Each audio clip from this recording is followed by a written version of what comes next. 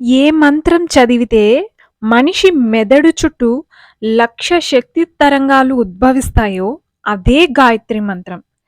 గాయత్రి మంత్రం అన్ని మంత్రాల్లో కల్లా అత్యంత శక్తివంతమైనది. ఇప్పటి తరానికి, ఇప్పుడున్న జనరేషన్‌కి గాయత్రి మంత్రం గురించి తెలీదు. ఒకవేళ తెలిసినా అది జపించరు. మంత్రాలు పనిచేస్తాయా? ఏముందిలే అనుకుంటారు. కానీ దాని పవర్ మాత్రం జపించిన వాడికి మాత్రమే అర్థమవుతుంది. గాయత్రి మంత్రాన్ని విశ్వామిత్ర మహర్షి దర్శించి రాశారు. ఇది ఋగ్వేదం 3వ మండలంలో ఉంటుంది. ఇది ఎవరో కూర్చొని రాసిన పోయం అయితే కాదు, ధ్యానంలో దర్శించిన మంత్రం ఇది. కొన్ని మంత్రాలని రచించరు, దర్శిస్తారు ధ్యానంలో. కొన్ని సంవత్సరాల పాటు తపస్సు చేస్తే ఆ తపస్సులో వాళ్ళు దర్శించి రాసిన మంత్రాలు. ఇది సూర్యునికి సంబంధించిన మంత్రం. దీనికి దేవత గాయత్రి మాత అంటారు, దేవమాత అని పిలుస్తారు. సూర్యుడిని సవిత అని కూడా అంటారు. ఓంకారాన్ని నేను వందనం చేస్తూ విశ్వాన్ని ప్రకాశింపచేస్తున్న సూర్య తేజమైన సవితను నేను ఉపాసిస్తున్నాను అని ఈ మంత్రానికి అర్థం వస్తుంది. ఈ మంత్రాన్ని చదివేటప్పుడు 5 చోట్ల కాస్త ఆగి చదవాలన్నమాట. అలా ఫ్లోగా చదివేయకూడదు. ఓం భూర్భువస్సువః తస్సవితుర్వరేణ్యం భర్గో దేవస్య ధీమహి ధియో యో నః ప్రచోదయాత్. ఇది గాయత్రి మంత్రం. ఓం అనేది ప్రణవ బీజాక్షర మంత్రం. ఓం అనే దాంట్లో అకారం, ఉకారం, మకారం అనేది ఉంటాయి. ఒకానొక సమయంలో పార్వతీదేవికి పేరు పెట్టేటప్పుడు ఆ, ఉ, మ ఈ మూడింటిని కలిపి ఉమాగా పేరు పెట్టారు. అందుకే ఓం అనేది అంత శక్తివంతమైన బీజాక్షరం. మనలో 3 అవస్థలుంటాయి: జాగృత్, స్వప్న, సుషుప్తి అవస్థ. ఓంకారంలో ఆ, ఉ, మ ఉంటాయి కదా, అకారం, ఉకారం, మకారం.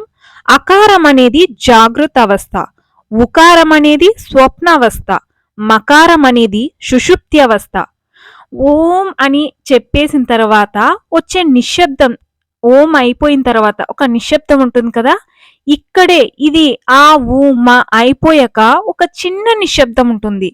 అక్కడ శబ్దం లేదు, ఆలోచన లేదు, నిద్ర కూడా లేదు. ఇది తురియావస్థ అన్నమాట.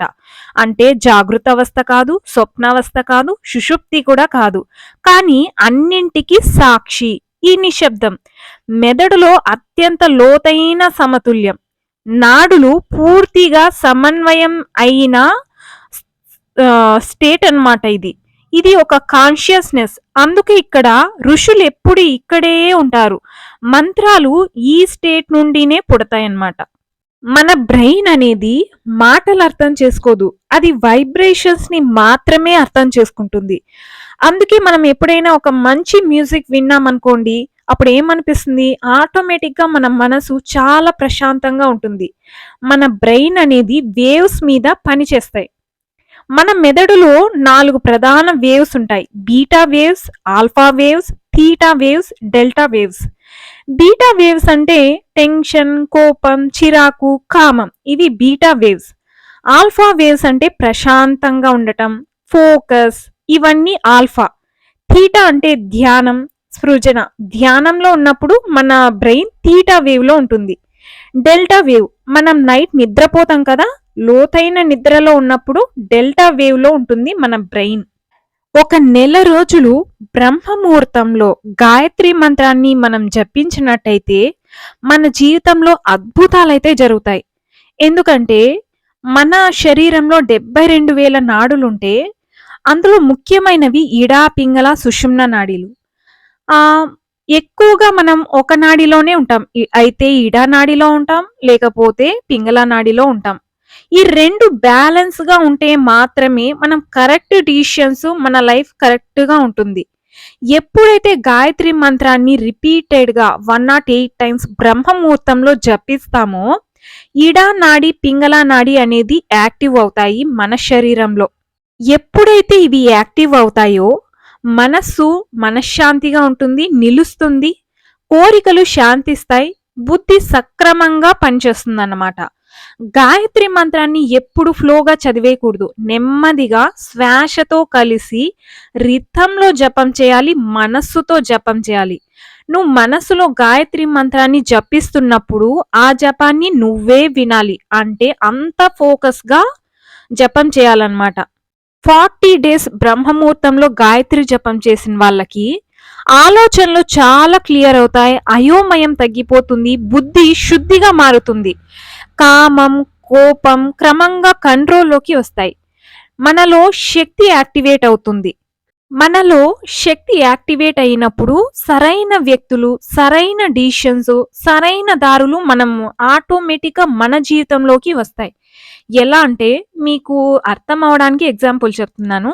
ఇప్పుడు ఒక ఇనుప ముక్కని ఇసుకలో పేపర్‌తో చుట్టి ఇలా అంటే దానికి ఇనుప ముక్కలనేటివి అట్రాక్ట్ అవుతాయి కదా! ఇనుముకి ఇనుము ముక్కలే అట్రాక్ట్ అవుతాయి.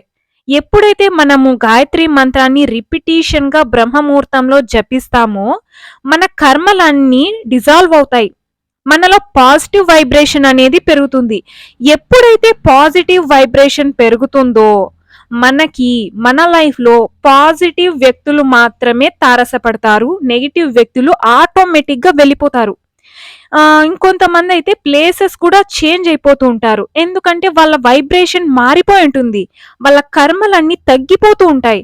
ఎప్పుడైతే కర్మలు తగ్గిపోతూ ఉంటాయో నీ పాజిటివ్ వైబ్, నీ ఆరా అనేది పెరుగుతుంది. ఎప్పుడైతే నీ శక్తి అనేది పెరుగుతుందో నువ్వు బాధల్ని తట్టుకునే స్థాయికొస్తావు. బాధలు, కష్టాలు ఇవి నీకు పెద్ద ఇదిలా అనిపించవు. నీ శక్తి పెరిగే కొద్దీ నీ కష్టాలు మాయమైపోతూ ఉంటాయి. గాయత్రి మంత్ర జపానికి గురువు అవసరం లేదా? కొంతమందికి ఈ డౌట్ వస్తుంది. లోతుగా వెళ్ళాలంటే గురువు ఖచ్చితంగా అవసరం. ఎందుకంటే శక్తి ఎగిసిపోతూ ఉంటుంది. మనము మంత్రం ఎంత ఎక్కువ సార్లు రిపిటేషన్ చేసే కొద్దీ అంత శక్తి మనలో యాక్టివేట్ అవుతుంది. శక్తి ఎప్పుడైతే యాక్టివేట్ అవుతుందో మనసు మారుతుంది. చాలా అహంకారం కూడా వస్తుంది. అప్పుడు గురువు లేకపోతే మనం దారి తప్పే అవకాశం ఎక్కువగా ఉంటుంది. అందుకే గాయత్రి జపం సరిగ్గా చేస్తే సరైన సమయంలో సరైన గురువు మన జీవితంలోకి వస్తాడు. డైలీ 108 టైమ్స్ చేసిన వాళ్ళకి గురువు అవసరం లేదు స్టార్టింగ్‌లో. కానీ డెప్త్‌గా, లోతుగా వెళ్ళాలనుకునే వాళ్ళకి మాత్రం గురువు ఖచ్చితంగా కావాల్సిందే. ఎవరైతే గాయత్రి మంత్రాన్ని నియమ నిష్టలతో, భక్తి శ్రద్ధతో జపిస్తారో ఎన్నో రిజల్ట్స్‌ని వాళ్ళు పొందుతారు. శారీరకంగా గానీ, మానసికంగా గానీ ఎన్నో కష్టాలని ఎదుర్కొనే శక్తిని వాళ్ళు పొందుతారు. అందుకే ఇప్పటికీ గాయత్రి మంత్రాన్ని జపించే వాళ్ళు చాలా మంది ఉన్నారు. ఎవరైతే గాయత్రి మంత్రాన్ని జపిస్తారో వాళ్ళ మెదడులో నిరంతరం కొన్ని ప్రకంపనాలని వాళ్ళు అనుభవం పొందుతూ ఉంటారు. ఎప్పుడైతే మనము గాయత్రిని పురాణాల్లో సూచించిన విధంగా లయబద్ధంగా ఒక రితంగా గాయత్రి మంత్రాన్ని జపిస్తామో అప్పుడు మన చుట్టూ 1,00,000 శక్తి తరంగాలు ఉద్భవిస్తాయి. అది గాయత్రి మంత్రానికి ఉన్న శక్తి. భగవద్గీతలో కూడా శ్రీకృష్ణుడు అంటారు, అన్ని మంత్రాల్లోకెల్లా నేను గాయత్రిని అని. అంటే వాటికి అర్థం చేసుకోవాలి గాయత్రి మంత్రం ఎంత శక్తివంతమైనదో అని. గాయత్రి మంత్రోపాసన ఒక వ్యక్తిని తెలివైన వాడిగా, ధైర్యవంతుడిగా చేస్తుంది. ఎంతో పాజిటివ్ ఎనర్జీని మనం గెయిన్ చేయొచ్చు. అంతేకాని ఇప్పుడు మనం మ్యూజిక్ టోన్స్‌లో గానీ, సెల్ ఫోన్ రింగ్‌గా గానీ వింటే మాత్రం ఎలాంటి శక్తి రాదు. దోషం కూడా వస్తుంది. సో, బీ కేర్‌ఫుల్‌గా ఉండాలి ఈ విషయంలో. ఈ వీడియో మీకు నచ్చినట్టయితే లైక్ చేయండి, షేర్ చేయండి. తప్పకుండా మన ఛానల్‌ని సబ్స్క్రైబ్ చేసుకోండి.